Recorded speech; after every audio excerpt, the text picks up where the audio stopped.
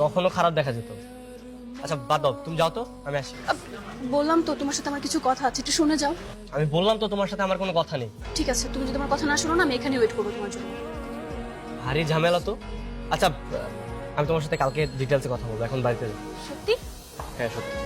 ঠিক আছে। কোথায় গেছিলি তুই?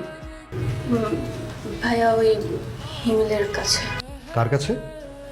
হিমেলের কাছে। তোকে বলো কি বলবে। অনেক কথাই তো বলতে চাই।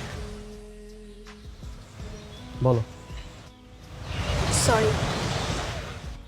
দেখো, আমি বুঝতে পারছি যে তোমার ভালোবাসা বুঝতে আমি অনেক দেরি করে ফেলেছি, কিন্তু বিশ্বাস করে এখানে আমার কোনো দোষ নেই, কারণ পড়াশোনা ছাড়া অন্য কোনো চিন্তা আমার মাথায় আসেনি।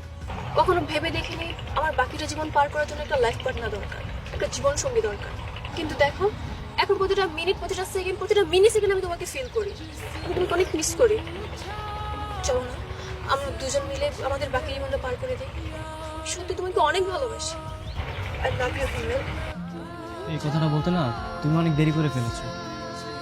সময়ের বৃষ্টি না অনেক মধুর হয়, কিন্তু অসময়ের বৃষ্টি বেদনা বয়ে আনে।